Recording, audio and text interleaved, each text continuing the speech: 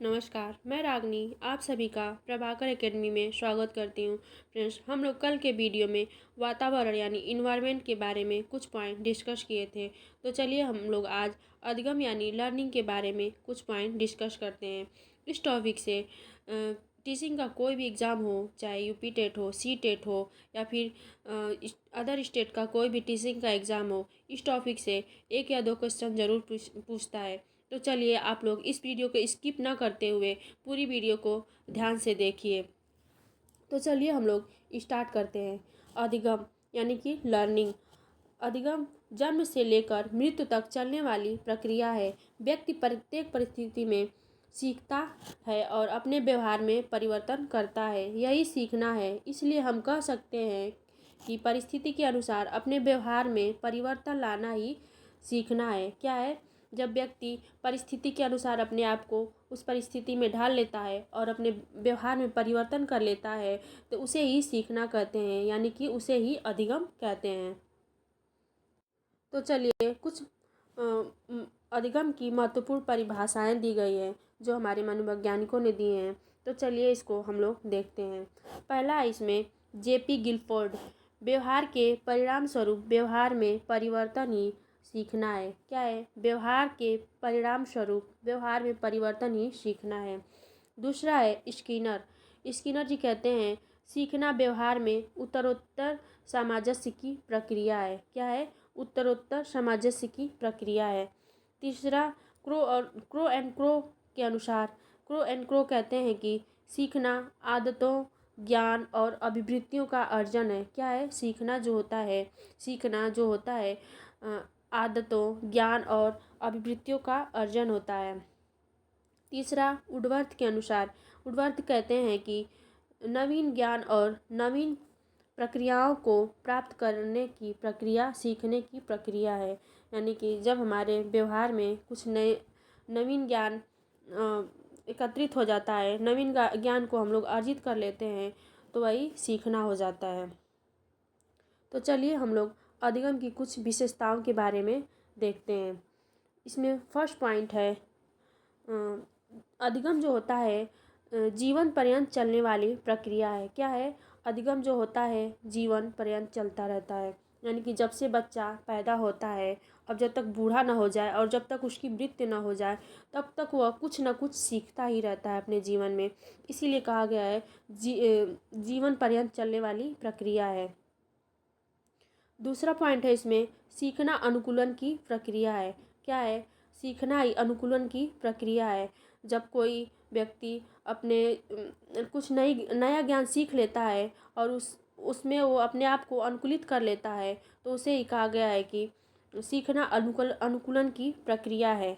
तीसरा पॉइंट है सीखना सार्वभौमिक प्रक्रिया है। क्या है? सीखना जो होता है सार्वभौमिक होता है। चाहे स्कूल हो, कॉलेज हो या फिर कोई समाज हो या फिर कोई खेल का मैदान हो, बच्चा कहीं भी होता है कुछ ना कुछ सीखता ही रहता है।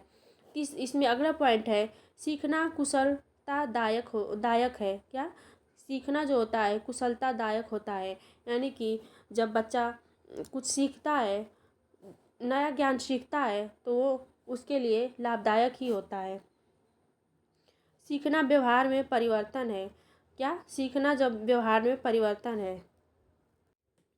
जब बच्चा छोटा होता है तो उसको कुछ नहीं पता होता है।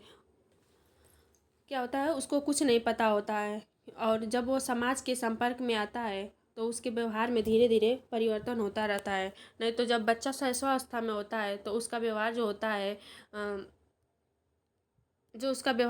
फ्रेंड्स, उसका व्यवहार जो होता है मूल प्रवृत्ति पर होता है। और जब वो धीरे धीरे बड़ा होता है, समाज के संपर्क में, स्कूल के संपर्क में आता है, तो उसके व्यवहार में धीरे धीरे परिवर्तन आने लगता है। अगला पॉइंट है सीखना उद्देश्यपूर्ण होता है। जब तक व्यक्ति का कोई उद्देश्य नहीं होता है, यानी कि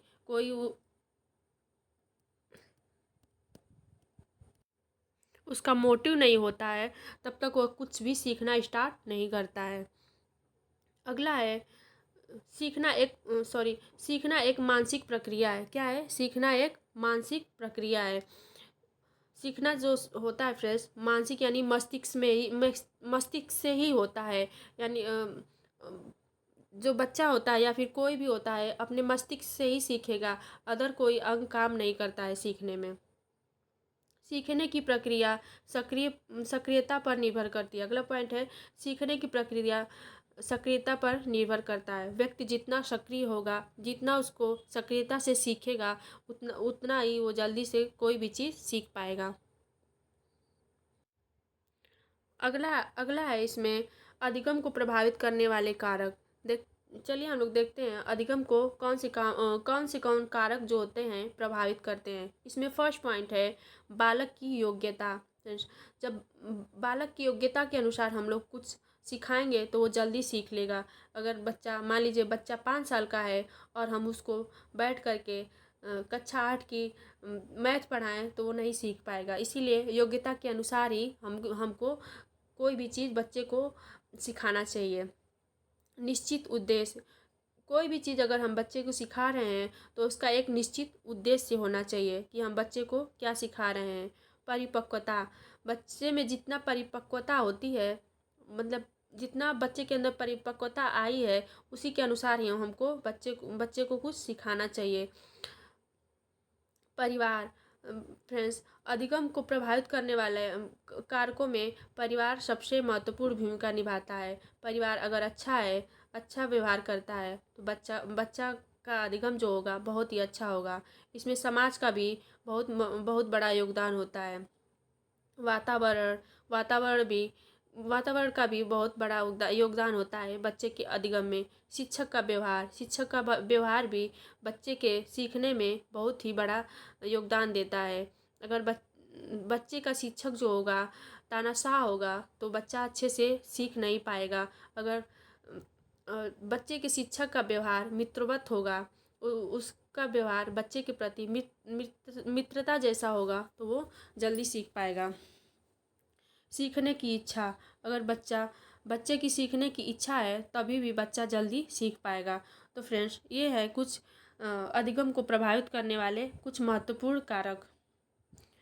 तो चलिए हम लोग अब अधिगम वक्र कर्व ऑफ लर्निंग के बारे में कुछ पॉइंट डिस्कस करते हैं। इसमें अधिगम वक्र यानी कर्व ऑफ लर्निंग के बारे में कुछ हम लोग चलिए देखते हैं। जब अधिगम की मात्रा, प्रभाव, क्षमता आदि को किसी माध्यम या ग्राफ के द्वारा आरेख के द्वारा से प्रदर्शित किया जाता है तो उसे वह अधिगम वक्र कहलाता है। इसमें अधिगम की न्यूनता या अधिकता या शून्य स्थिति व्यक्त की जाती है, यानी कि कहाँ न्यून हो रही है बच्चे की अधिगम, कहाँ अधिक हो रही है और कहाँ शून्य यानी कि एकदम रुक जा रही है। इसी को व्यक्त किया जाता है। इसमें अधिगम वक्र के 4 प्रकार होते हैं। क्या? अधिगम वक्र के जो होते हैं 4 प्रकार होते हैं। इसमें फर्स्ट है सरल रेखीय वक्र, स्ट्रेंथ लाइन कर्व। क्या है? Strength line curve.